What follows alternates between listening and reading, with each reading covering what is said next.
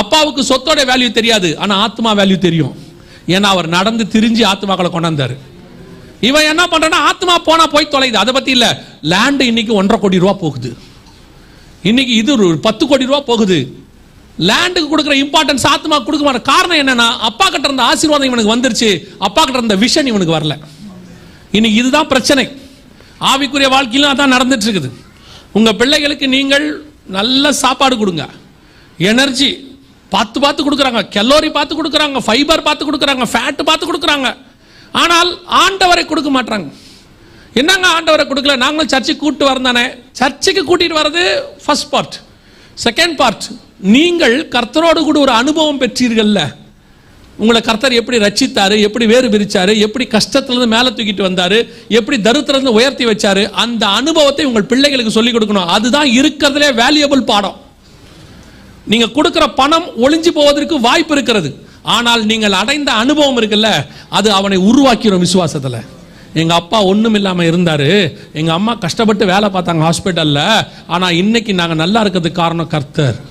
ஏன்னா அதோட காலத்துல எத்தனையோ பேருக்கு கிடைக்காத ஆசீர்வாதத்தை கர்த்தர் எங்க குடும்பத்துக்கு கொடுத்தாரு.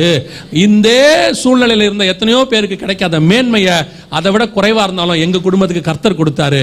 அதுதான் நீங்கள் உங்கள் பிள்ளைக்கு கொடுக்கிற மிகப்பெரிய சொத்து. இன்னைக்கு அதை கொடுக்க மாட்டேங்கிறோம், அதான் பேழையை உண்டு பண்ணுதல். ஆனா இன்னைக்கு நமக்கு எல்லாம் ஆசை இருக்குது, பிள்ளை அமெரிக்காவில் படிக்கணும், இன்ஜினியர் ஆகணும், டாக்டர் ஆகணும், இந்தியாவில் அப்படி பண்ணணும், இப்படி பண்ணட்டும், யாரும் வேணான்னு சொல்லலை. பட் ஸ்பிரிச்சுவலா கட்டி இருக்கிறீங்களா உங்க பிள்ளைய? அதான் கேள்வி. பேழையை உண்டு பண்ணும்போது நிறைய விஷயங்கள் நோவா பண்ணுவார். அதில் ஒரு விஷயம் ரொம்ப இம்பார்ட்டண்ட்டாக ஒன்று செய்வார். வாசிங்க, நான் அதை வாசிக்கும் போது எனக்கு அது ரொம்ப மனசில் பட்டுச்சு. ஆதியாகமத்தின் புஸ்தகம் 6ஆம் அதிகாரம் 14வது வசனம் வாசிங்க. நீ கொப்பேர் மரத்தால் உனக்கு ஒரு பேழையை உண்டாக்கு, அந்த பேழையிலே அறைகளை உண்டு பண்ணி அதை உள்ளும் புறமுமாக கீழ் பூசு. ஃபர்ஸ்ட் வேர்டு பேழையை உண்டு பண்ணும் போதே கர்த்தர் சொன்ன முதல் வார்த்தை என்னது? உள்ளும் புறமுமாக கீழ் பூசி. கீழ்னா ஆயில். நம்ம இன்னைக்கு சொல்றோம்ல, இந்த என்ன சொல்லுவாங்க, அதை நம்ம ஊர்ல சொல்லுவாங்க, அதுக்கு தார்ல இருந்து கரைச்சா மாதிரியே இருக்கும் பார்க்கறதுக்கு, கிரீஸ்ம்பாங்க. அந்த மாதிரி ஒரு ஆயில்ல செய்யறது. உள்ளும் புறமுமாக என்ன செய்ய? கீழ்பூசி. ஏன் உள்ளும் புறமுமாக பர்டிகுலரா சொல்றாரு? பேழையை எப்படி எப்படி செய்யணுங்கிறதெல்லாம் பின்னாடி தான் வருது. எத்தனை முழம் இருக்கணும், என்ன இருக்கணும், அதெல்லாம் பின்னாடி தான் வருது. ஃபர்ஸ்ட் எடுத்த உடனே அறைகளை உண்டு பண்ணி அதுக்கு என்ன செய்ய? இது ஆசாரிப்பு கூடாரத்தினுடைய மாடல் தான் இது. இங்கே 3 அறை இருக்கும், ஆசாரிப்பு கூடாரத்தில் 3 பகுதி இருக்கும். அதில் ஒரு பகுதியில் மிருகங்கள் இருக்கும், அங்கே ஒரு பகுதியில் பலி செலுத்தப்படும், இங்கே ஒரு பகுதியில் சாப்பாடு சேர்த்து சொன்னார், அங்கே ஒரு பகுதியில் சமூகத்து அப்பம் இருக்கும், இதில் ஒரு பக்கத்தில் நோவாவும் குடும்பத்தாரும் இருப்பாங்க, அதில் பிரதான ஆசாரியன் இருப்பான் மகா பரிசுத்த ஸ்தலத்துக்குள்ள. இது ஆசாரிப்பு கூடாரத்தினுடைய இன்னொரு மாடல். இதில் வெரி இம்பார்ட்டண்ட்டான விஷயம் என்னன்னா, ஆண்டவர் சொல்வார் எல்லாத்தையும் பொன் தகட்டால் மூடும் பாருங்க. இங்கே சொல்றாரு எல்லாத்தையும் ஃபர்ஸ்ட் என்ன செஞ்சிரு? உள்ளும் புறமும் ரெண்டுமே அபிஷேகத்தை குறிக்குது. ரெண்டுமே பரிசுத்த ஆவியானவர், அபிஷேகம் என்னும் ஆயில். இதுதான் ஆண்டவர் உள்ளும் புறமும். இப்போ ஆண்டவர் சொல்லுவார், உடன்படிக்கை பெட்டியை முழுவதும் பொன் தகட்டால் மூடு. ஒரு மரத்தில் செய்யி, ஆனா எதுல மூடு? பொன் தகட்டால் மூடு. அதோட அர்த்தம் என்னன்னா, நம் மாம்சத்தின் மேல பரிசுத்த ஆவியானவர் மூடி இருக்கணும். அங்க சொல்றாரு கோப்பேர் மரத்துல செஞ்சு உள்ளும் புறமும் எதுல மூடு? கீழ் பூசு, ஆயில்ல மூடு. முதல்ல உங்க குடும்பத்தை நீங்கள் எதுல பேழையை காப்பாற்றணும், எதுல நீங்க நடத்தணும்னு கேட்டா பரிசுத்த ஆவிக்குள்ள வச்சு நடத்தணும். பரிசுத்த ஆவிக்குள்ள வச்சு ஆலோசனை கொடுக்கணும். இன்னைக்கு உங்களுக்கு கொடுக்குற ஆலோசனை எல்லாம் மாம்ச ஆலோசனை. எல்லாம் நீங்க கொடுக்குற எல்லா ஆலோசனையும் மாம்ச ஆலோசனை. உங்களுக்கு உள்ளேயும் சரி வெளியும் சரி பரிசுத்த ஆவியால் நடத்தப்படுகிறவர்களால் நீங்கள் இருப்பீர்களானால் உங்கள் பேழை முழுவதும் பாதுகாப்பாக இருக்கும், உங்கள் குடும்பம் பாதுகாப்பாக இருக்கும். இன்னைக்கு குடும்பத்தில் ஆவியானவர் இருக்கிறாரா? ஆவியானவர் உங்க பிள்ளைகள் 13 வயசு ஆகி போச்சு, சபை 13 வயசு கூட அவசியமே இல்லை. நான் சொல்லுவேன், உங்க பிள்ளைகளை சபை கூட்டு வந்து பாருங்க. அபிஷேக கூட்டத்தில் இருக்கும்போது சின்ன வயசுலயே கர்த்தர் பிள்ளைகளை நிரப்ப வல்லமை உள்ளவராக இருக்கிறார். இன்னைக்கு நீங்க உங்க பிள்ளைகளை அபிஷேக கூட்டத்துக்குள்ள நடத்துறீங்களா?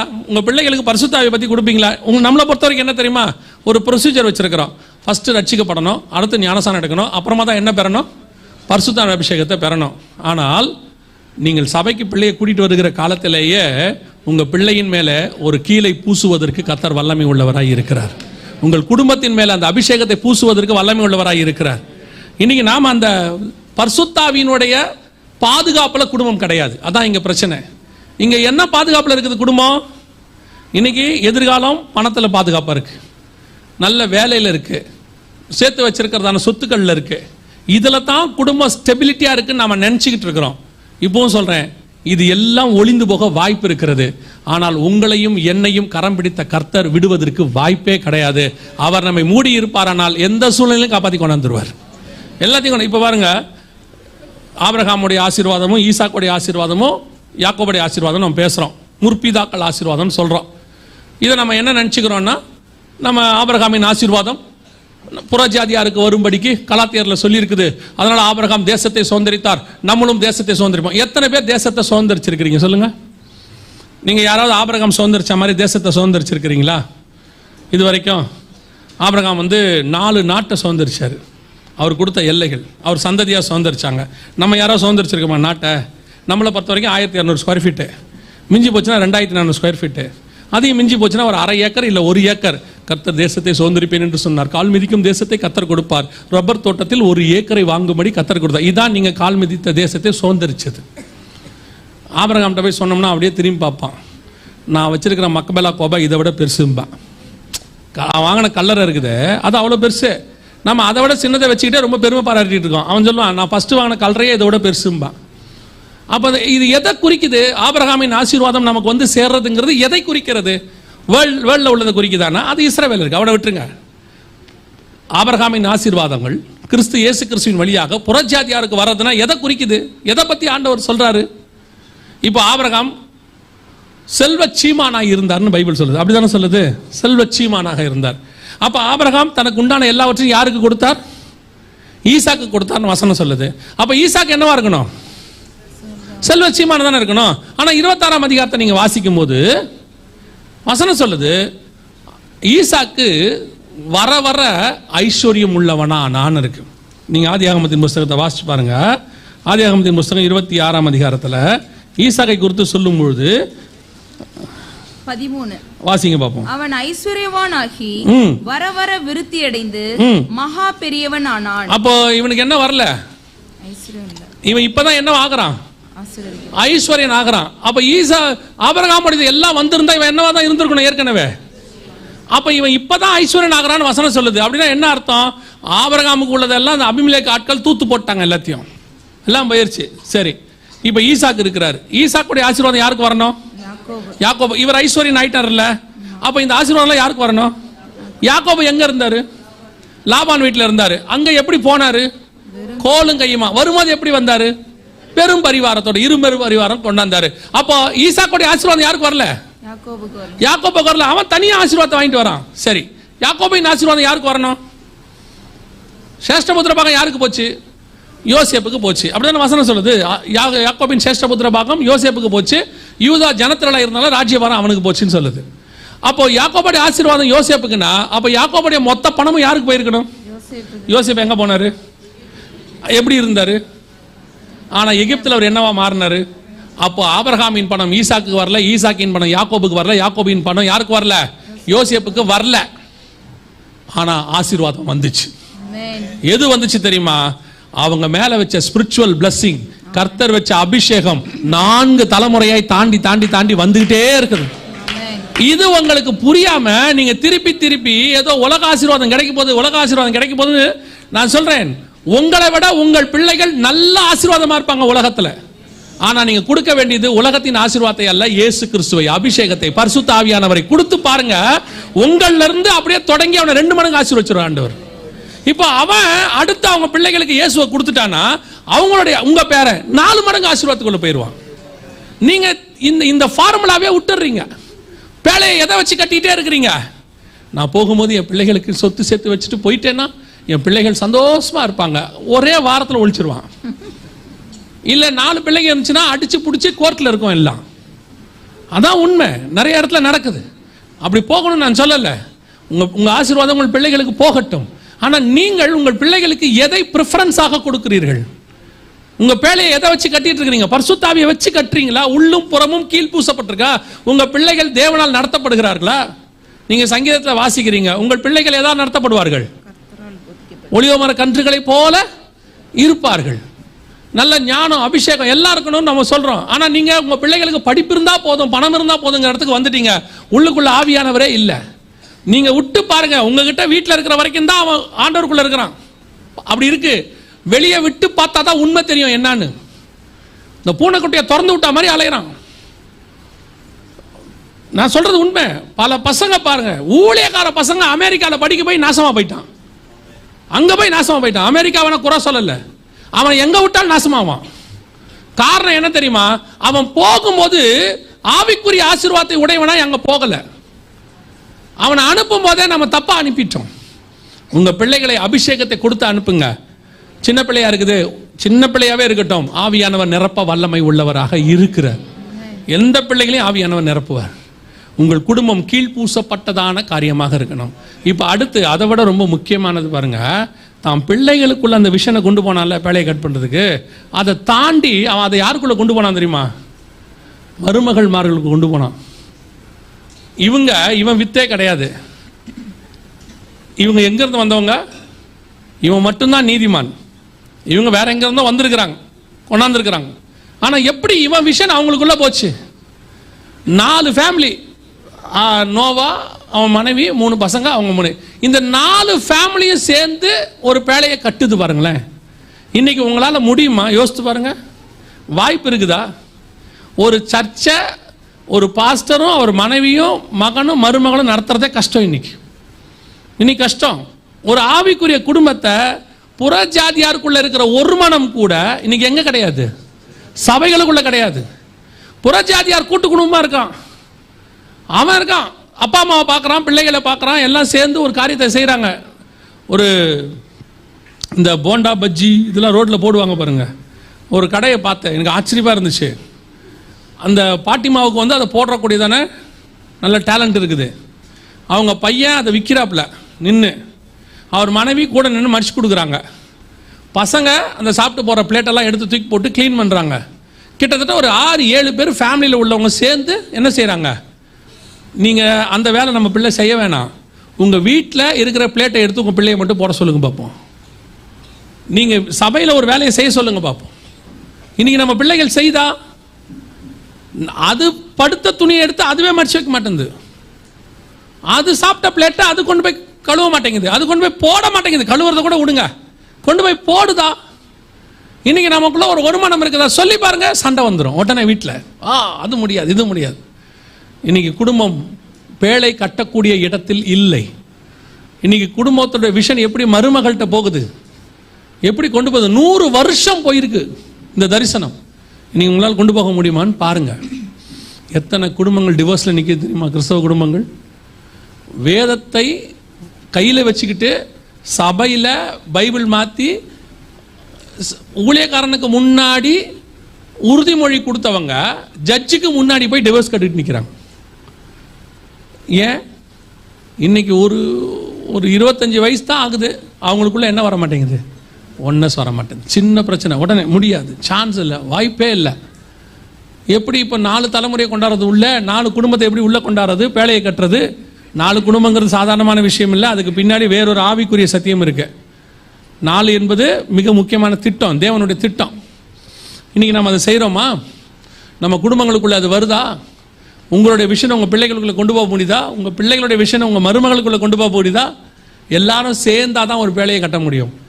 அத்தனை பேரும் சேர்ந்தாதான் ஒரு சபையை கட்ட முடியும். இன்னைக்கு சபைகளுக்குள்ளே ஒரு மனம் இல்லை, குடும்பத்துக்குள்ளே ஒரு மனம் இல்லை. நோவாவால் அங்கே கொண்டு போக முடிஞ்சிச்சு, ஆனால் இங்கே முடியல. இன்னைக்கு கடைசி காலத்தில் இப்போ சொல்லுங்க, நோவா பேழையை கட்டினானுங்கிறது சாதாரணமான விஷயமே இல்லை. இன்னைக்கு உங்களால் முடியாது, இன்னைக்கு நம்மளால சான்ஸே இல்லை. 100க்கு ஒருத்தர். எனக்கு ரொம்ப மதுரையில் ஐயா இருக்கிறாங்க, சீனியர் பாஸ்டர் ஒருத்தர் இருக்காங்க. அவங்க அழகாக சொல்லுவாங்க, அவங்க மனைவியை கல்யாணம் பண்ணும்போது அவங்க கேட்டாங்களா மனைவிகிட்ட, 7 குழந்தை எனக்கு வேணும், உன்னால் முடியுமான்னு கேட்டாங்களாம். கல்யாணம் பண்ணும்போது கேட்டாங்களாம். இப்போல்லாம் கேட்டாலே கல்யாணம் நடக்காது, வேலை முடிஞ்சிச்சு, அவ்வளோதான், வாய்ப்பு போவார். அவர் கேட்டிருக்கிறாரு. அப்போ அம்மா சொன்னாங்களாம், நான் அவங்கள போய் பார்த்தேன் அம்மாவை. அம்மா சொன்னாங்களாம் ஓகேன்ட்டாங்களாம். முதல்ல அங்கேயே சக்ஸஸ் ஆயிடுச்சு குடும்பம். ஓகேன்னு சொன்னதுலேயே என்ன ஆயிடுச்சு? சக்ஸஸ் ஆயிடுச்சு. 7 பிள்ளைகள், 7 பிள்ளைகளும் ஏதோ ஒரு வகையில் ஊழியத்தில் இருக்கிறாரு. இன்னைக்கு முடியுமா? இன்னைக்கு நம்ம சொல்கிறத நம்ம பிள்ளைகள் ஊழியத்தில் படிக்கிறாங்க, ஊழியத்துக்கு வருவாங்களா? அந்த தரிசனம் வருமா? தகப்பனுடைய தரிசனம் யாருக்குள்ள வருது? பிள்ளைகளுக்குள்ள வருது. இன்னைக்கு எங்க நம்ம தரிசனம் நம்ம பிள்ளைகளுக்குள்ள போகுது? நம்மள பிள்ளைகள் என்ன சொல்லுது? எங்க அப்பாவுக்கு ஒன்றும் தெரியாது, சும்மா ஒரு பைத்தியக்காரத்தனமா அப்படின்னு சொல்லிட்டு போகுது. கவனிச்சுக்கொள்ளுங்க, நோவாவுடைய மிக முக்கியமான சக்சஸ், அவன் தனக்குள்ள இருந்த விஷன் முழுவதையும் ஸ்பிரிச்சுவலாக நடத்தி அதை அப்படியே கொண்டு போய் தன் குடும்பத்தார் இடத்துல கொண்டு போய் கன்வே பண்ணான். அதான் சொன்னேன், அநேக பரிசுத்தவான்கள் இங்கே ஃபெயிலியர் ஆயிட்டாங்க. கடைசியாக வாசிங்க, முடிக்கலாம். 4வது வசனத்தை வாசிங்க. சாரி, அதே வசனத்தை திருப்பி வாசிங்க. விசுவாசத்தினாலே நோவா தற்காலத்திலே காணாதவைகளை குறித்து தேவ எச்சரிப்பு பெற்று பயபக்தி உள்ளவனாகி தன் குடும்பத்தை ரட்சிப்பதற்கு பேழை உண்டு பண்ணினான். அதனாலே அவன் உலகம் ஆக்கினைக்குள்ளானதென்று தீர்த்து. ஆக்கினைக்குள்ளானதென்று தீர்த்து அப்படின்னா என்ன அர்த்தம் தெரியுமா? ஆக்கினைக்குள்ளானதென்று தீர்த்து, உலகத்தை அவன் நியாயம் தீர்த்தான்னு அர்த்தம் இல்லை. தீர்த்து, ஆக்கினைக்குள்ளானதென்று தீர்த்துனா, தம்பி அதை இங்கிலீஷில் போடுங்களேன், அதை பார்த்தா அவங்களுக்கு கொஞ்சம் கரெக்டாக தெரியும். அந்த வசனத்தை NKJV போடுங்க இங்கிலீஷில். என்ன பண்ணானா, உலகத்தை கண்டம் பண்ணானா. இங்கிலீஷில் இருக்கு. அவன் என்ன செஞ்சானா, அத்தனை ஜனங்கள், இப்போ எனக்கு ஒரு விஷயம் தெரிஞ்சிருச்சு, என் குடும்பத்தை நான் கரெக்டாக சாட்சியாக நிறுத்திட்டேன். இப்போ தைரியமாக என்னால் என்ன செய்ய முடியுது? உலகத்தை பார்த்து என்ன செய்ய முடியுது? நியாயம் தீர்க்கல, கண்டிக்க முடியுது. அந்த அந்த வசனத்தை இருக்கா தம்பி? By the which he condemned the world and became heir of the righteousness. And here the fear of the righteousness which is by faith. Faith. அதை நம்ம அர்த்தம் பார்ப்போம். இப்போ அந்த இடத்துல இருக்கு பாருங்க, condemn the world அப்படின்னு இருக்கு ஆங்கிலத்தில். அதோட அர்த்தம் என்னன்னா, அவன் உலகத்தை கண்டிச்சானாமா. 2 பேதுருவின் புஸ்தகம், அந்த வசனம் வாசிங்க. 2 பேதுருவின் புஸ்தகம் 2ஆம் அதிகாரம் 5ஆம் வசனம் வாசிங்க. 2 பேதுரு 2:5. பூர்வ உலகத்தையும் தப்ப விடாமல் நீதியை பிரசங்கித்தவனாகிய நோவா முதலான 8. நல்லா கவனிங்க, நீதியை பிரசங்கித்தவனாகிய நோவானா, நோவா எதை பிரசங்கம் பண்ணியிருக்கிறான்? நீதியை. நீதினா என்னத்தை, எப்படி பிரசங்கம் பண்ணியிருக்கிறான்? நீதியை கண்டிச்சு பேசியிருக்கிறான். ஆமா, அந்த அந்த வசனம் இருக்கு பாருங்க. இதுக்கு முன்னாடி நீங்க வாசிச்ச வசனம் எபிரேயர் 11:7. அது வசனம் சொல்லுது, he condemned the world. தமிழ்ல எப்படி இருக்குன்னு கேட்டீங்கன்னா, ஆக்கினைக்குள்ளானதென்று தீர்த்து அப்படின்னு இருக்குது இல்ல. அந்த ஆக்கினைக்குள்ளானதென்று தீர்த்து அப்படிங்கறத நம்ம எப்படி படிச்சுக்கிறோம், புரிஞ்சுக்கிறோம்னா, உலகத்தை அவன் நியாயம் தீர்த்தான்னு புரிஞ்சுக்கிறோம். அவன் நியாயம் தீர்க்கல. அவன் வசனம் அங்க இருக்கு பாருங்க, by which he condemned the world.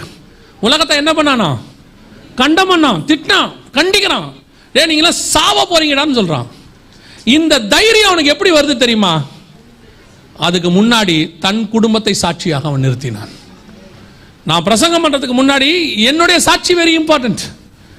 எனக்கு அந்த சாட்சி இருந்தால் தான் என்னால் தைரியமா என்ன செய்ய முடியும், அதை சொல்ல முடியும். பாருங்க என்ன சொல்லுவான். பல நேரங்களில் ஊழியக்காரர்கள் எங்க தலை குனிறாங்க தெரியுமா? எங்க அவங்க ஊழியம் ஃபெயிலியர் ஆகுது தெரியுமா? அவங்களுடைய விஷன் அவங்க பிள்ளைகளுக்குள்ள போகாததுனால, பிள்ளைகள் தேவனை விட்டு போகும் பொழுது அவர்கள் சொல்லுகிற வார்த்தை மரியாதை இல்லாம போயிடுது. ஒரே வார்த்தையில பிசாசு ஒழிச்சிடறான். என்ன சொல்றான்? அவர் பசங்களே சரியில்லை, வேலை முடிஞ்சு. அவர் குடும்பமே சரியில்லை, வேலை முடிஞ்சு. அதைத்தான் சொல்றேன். இன்னைக்கு ஆவிக்குரிய வாழ்க்கையில் இருக்கிற நீங்கள் உங்கள் குடும்பத்தை கர்த்தருக்குள் கட்டாமல் நீங்க எத்தனை பேருக்கு என்ன சுவிசேஷம் சொன்னாலும், எப்படி சாட்சியா நீங்க போய் பேசினாலும் எடுபடாது. இன்னைக்கு நாம சரியில்லாம நாம மற்றவங்களை போதிக்கிறதுல கண்டிக்கிறதுல ரொம்ப முக்கியம். அதுதான் ரொம்ப இம்பார்ட்டன்ட். நீங்கள் குடும்பத்தை நிறுத்துங்கள், அதே நேரத்தில் தைரியமாய் கண்டனம். அந்த கண்டிக்கிற சுபாவம் எங்க வரும் தெரியுமா? நீங்க இங்க சரியா இருக்கிறீங்கிற எண்ணம் வந்தாங்க தானா வந்துரும். அது எல்லா தீர்க்கதரிசிகளும் போய் இயேசவேல் பந்தியில சாப்பிட்றான். எலியாவுக்கு மட்டும் ஏன் அந்த தைரியம் வந்துச்சு தெரியுமா? எலியா யாருக்குன்னு தெரியாம இயேசவேல் வீட்டில் போய் 7 மணிக்கு மேலே சாப்பிட்டு வந்துட்டாருன்னு வச்சுக்கோங்க. அம்மா உங்களுக்கு எனக்கு பிரச்சனை இல்லைம்மா, ஆனா வெளியே வந்து பேசுறாருன்னு வச்சுக்கோங்க. அந்த தைரியம் அவருக்கே வராது. தைரியம் என்ன செய்யாது? அவருக்கே வராது. ஆட்டோமேட்டிக்கா அவருக்கு என்ன வந்துடும்? உள்ளுக்குள்ள ஒரு பயம் வந்துடும். உங்க அபிஷேகத்தில் தைரியம் எப்போ வரும் தெரியுமா?